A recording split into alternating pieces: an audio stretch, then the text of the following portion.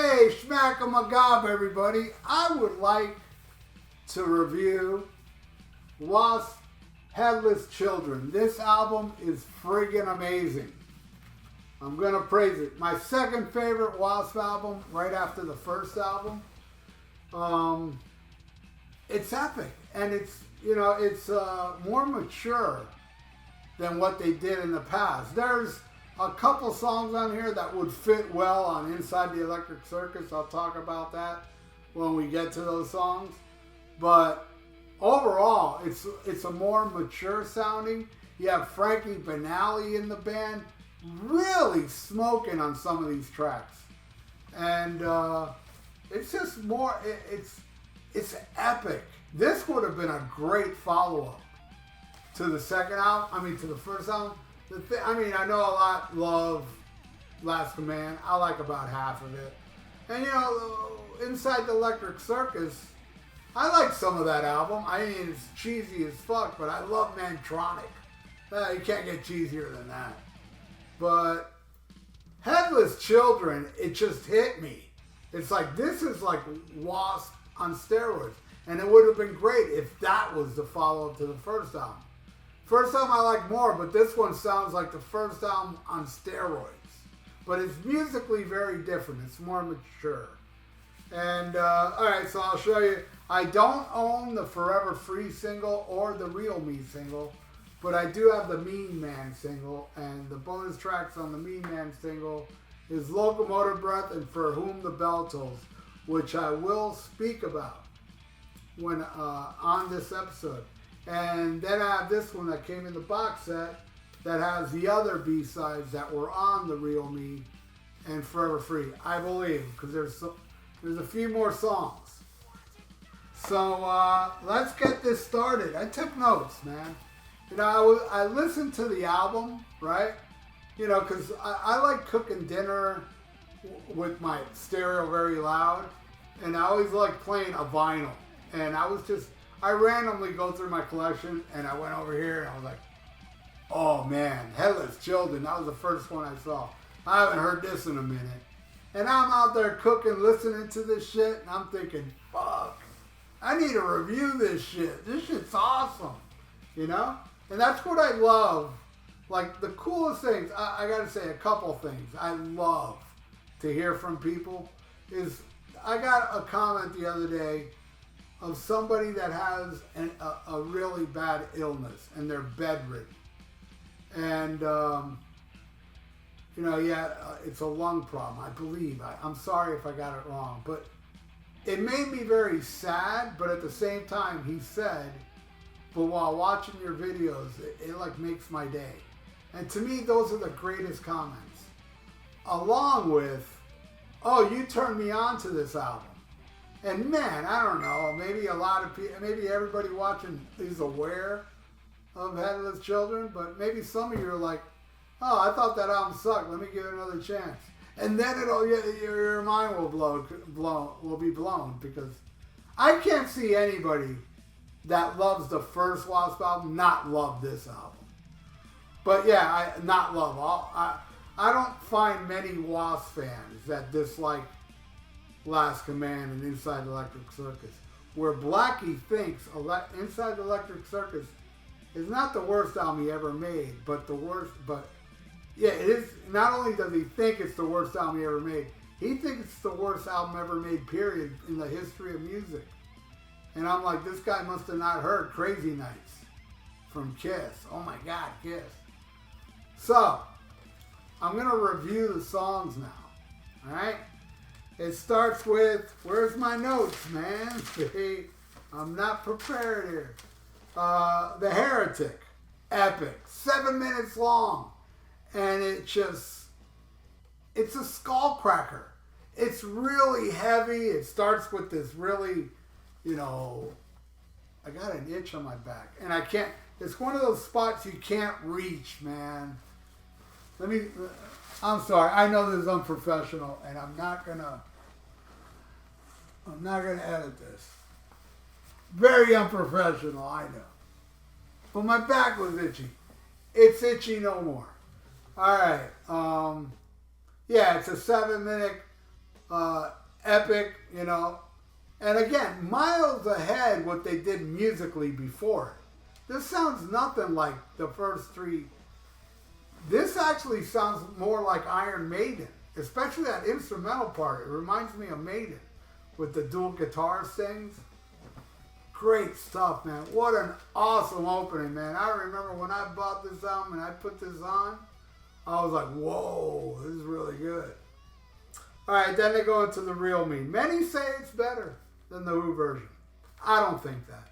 But I love their version. I think they did a good smoking, updated, more metallic cover, you know, and according to Blackie Lawless, Pete Townsend liked it. I don't know. Probably true. I don't know. Anyway, it's good. It's good. It's not bad. It's keeping the momentum flowing. And the next song, man, my favorite track off the album, the title track. Oh my God, this song, man. You know, one of the greatest W.A.S.P songs ever. Definitely in my top 5, maybe even top 3, maybe even top 2. I'll have to think about that. Yeah, where I right here? Yeah, Ken Hensley from Uriah Heep played keyboards, and it's one of the Blackie Lawless's greatest vocal performances. I think it's just unbelievable. All right, next, Thunderhead. See, like I was talking, the maturity. This is a lot of maturity here. You know, the beginning with the piano, and you know, it's like. And I know many won't agree with me here either, but it's maturity where I like it. I think on Crimson Idol, the maturity went a little too far. I did like some tracks off that album for the most part. I think it's overrated. I know it's loved by W.A.S.P fans, but I'm kind of like, I don't know. I like some of it. You know, maybe one day I'll review it. But some of it I like. Some of it, it's just a little too overboard with look how mature we are. But yeah, Thunderhead has it right there, man. You know, and it's just a smoking track, man. And I love the spoken word part because it's about a junkie and you hear like the drugs talking to him. It's wicked, man. It is wicked. All right, the next song is the most W.A.S.P-like song from the past, but more with steroids. And I'm talking Mean Man. Song that Blackie wrote about Chris Holmes, and I was thinking back then, and I may still be right, when they wrote that song, and I love that song, I was thinking, Blackie is trying to cash in on Chris Holmes on Decline of Western Civilization, because his scene kind of like stole the movie. And I think he was cashing in on that, but now he says stuff like he didn't want it in the movie, he hated it. So I don't know, he hated it so much, yet he wrote a song about, you know, this wild man drinking Jack Daniels and stuff, you know. He's a mean motherfucking man, he says. Yeah, love the song. It's high energy, man, and it's just awesome. I think it's awesome. Frankie Manali really killing it on that track. Next, the Neutron Bomber. This one almost has a Love Gun intro. You know, it's a song about Ronald Reagan where everybody thought they were going to get nuked back then. I remember I was there. Never happened. But, you know, it's a cool deep track. I do not dislike it. It's good. I dig it. It fucking kicks ass. All right, the next is the Meisto Waltz. This one's a small acoustic piece. It's okay, but kind of not memorable. And that goes into Forever Free, the second video of the album. I'm not a fan of this song. I'm just not. I like it when it gets heavy. That part I like, but overall, it sounds like one of those Cinderella songs. I love Cinderella's first album, but it sounds like one of those Cinderella songs after the first album, when they were trying to get acousticy and stuff. Does nothing for me, but I am well aware that is a very loved song by the W.A.S.P fans. But, you know, they also love Crimson Idol. They're right, I'm wrong, and I shall continue. After that, we got Man-Eater, my second favorite track, ripping track. Again, Frankie Banali bringing that high energy. It's all over this song, man. Pure awesomeness. Total deep track. I don't know if it's ever been played live. But yeah, it's up there. It's one of the best W.A.S.P songs too, man. I definitely put Man-Eater in the top 10. Love it. Alright, next. Rebel in the FDG. FDG means fucking Decadent Generation. Alright. This song, many left comments when I did a track by track for this album. And I said I didn't like the song. I mean, I don't hate it. But, you know, I think Forever Free's worse. But, it's the second worst on there. You know, right above it. It sounds like it could have fit right on Electric Circus. It's just, I don't know, it does nothing for me, you know, so, yeah, what can I say? Alright, the first bonus track is awesome. A cover of Jethro Tull's Locomotive Breath that I would actually put above their cover of The Real Me. This version fucking kicks ass. It's amazing. One of the best. Then again, I know a lot of people would disagree. I think the only W.A.S.P cover that's better than Locomotive Breath was their version of Painted Black from the Stones. Absolutely love it, but I know a lot of people hate that song because I made a video for it and I put it up on YouTube on a different channel and it got a lot of hate. A lot of people don't like it. I think it's the best cover they ever did. Locomotive Breath, I would put in part 2, in number 2. All right, next. For Whom the Bell Tolls. All right. You know how I was saying earlier, I like Crimson Idol is a little too slick. Well, this song ended up on the Crimson Idol, For Whom the Bell Tolls, and they renamed it Gypsy Meets the Boy.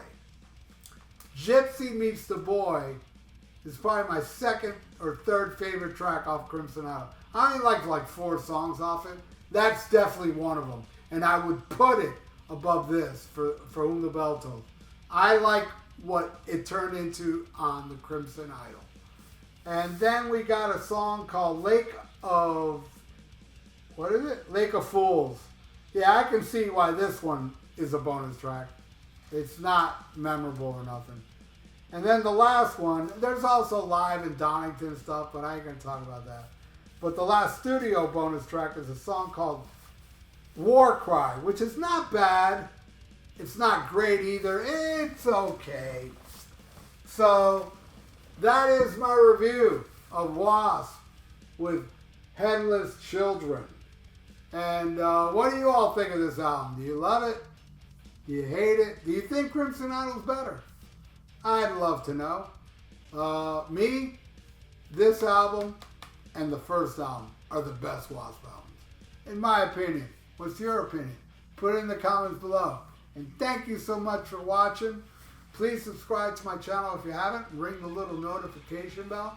And like the video. It's good for the YouTube algorithms.